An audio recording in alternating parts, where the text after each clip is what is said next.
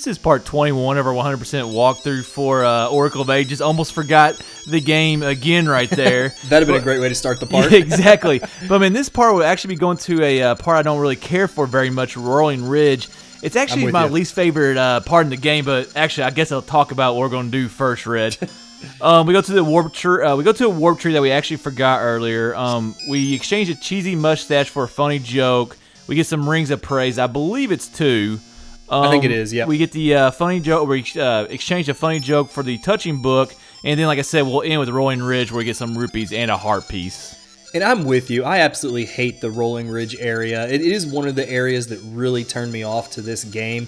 It's just, we're there a lot. There's 2 dungeons in that area. It's very contained. It can be confusing. I don't like very much about it at all. Well, the one thing that I hate about the most, and we're kind of spoiling a little bit, but I just, you're there for 2 straight dungeons. So we'll have the next dungeon and then the dungeon after that, because that's what obviously 2 dungeons in a row are. Why I had to explain that, I don't know, but yeah, just going to 2 dungeons in a row, it feels like we're in that area so much. And like you said, it's kind of contained. It's a little bit confusing. It really turned me off to the game.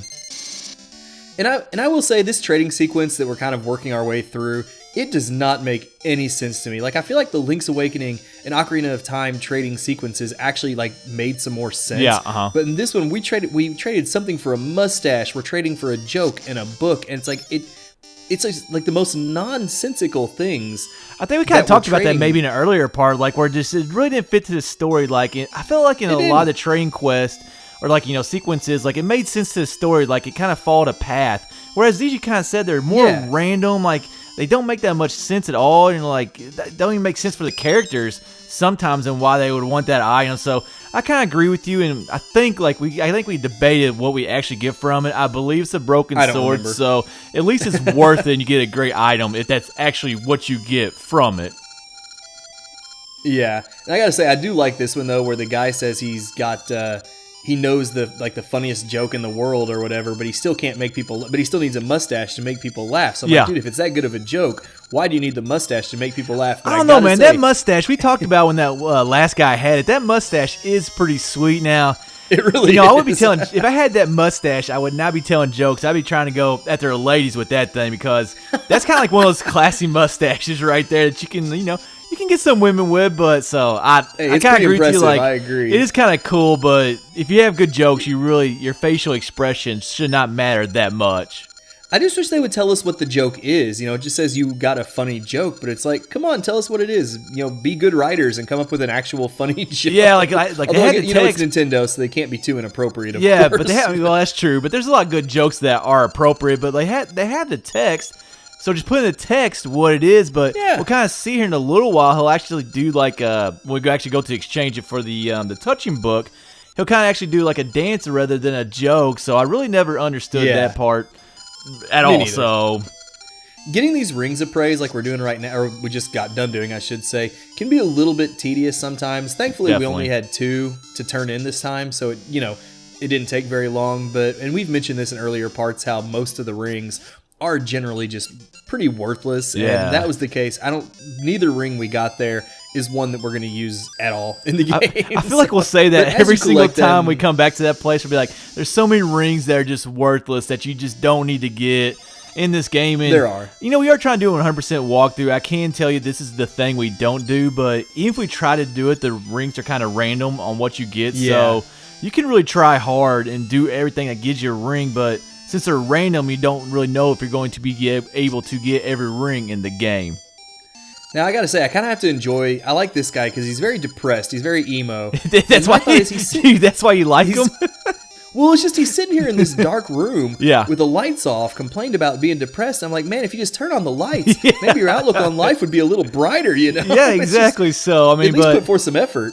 But, I kind of do like this part. We teach him a funny joke, and, it's this depressed guy. So, I guess this part of the story kind of makes a little bit of sense. But, at least we're cheering somebody up with the joke, which you imagine we would. But, I thought it'd be kind of the other way around, where we would tell the funny joke to the guy that was struggling, but instead we're telling the funny joke to the kid that's kind of depressed. So I kind of like that switch right there, but I thought it would actually... Me too. I thought you do it reverse, I guess, so...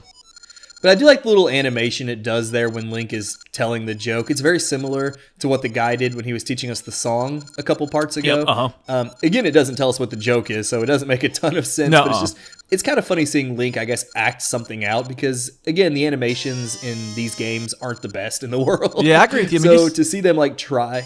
Well, I mean, just like you don't get a lot of cutscenes. Tried to make it look like it. Yeah, you get a lot of cuts, or you don't get a lot of cutscenes. You don't get a lot of visuals. So anything like that can add to the game, I do agree with you, especially in a 2D handheld game. It's always just a great visual to have. So yeah, even though he's dancing and it's a joke technically, like it is kind of cool to see that visual. And just I think it adds just a little bit to the game. It does.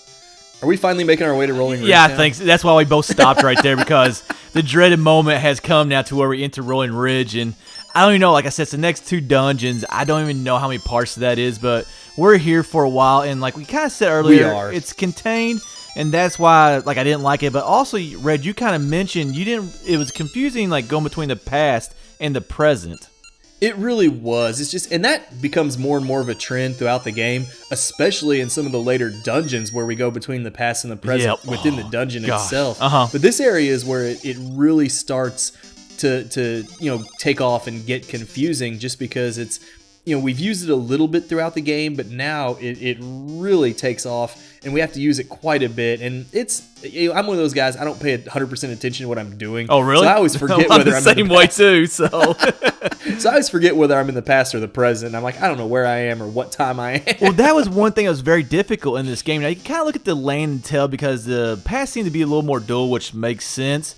But I'm with you. Like I think that what's it called, the not the Phantom Hourglass, the hourglasses.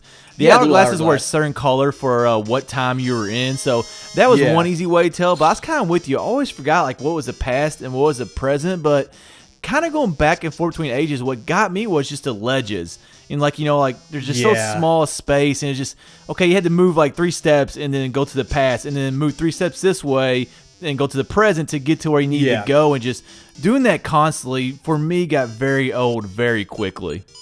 Me too. And Link to the Past had a little bit of that with going between the light world and dark world to reach ledges. Yeah. But usually that was just to get like a heart piece or a medallion, that kind of thing. It wasn't that necessary to advance the actual game or to solve puzzles or to get places. It was literally just to get bonus items. So this game took that concept and really took it to the extreme. Yeah, definitely. In a bad way, in my opinion. Yeah. And like I said, like I really do hate Oracle of Ages. I try, but I just hate it. But Rolling Ridge is the thing that probably turned me off to the game. Me too. Really the most. But anyways, this will go ahead and wrap up part 21 of our Oracle of Ages 100% walkthrough.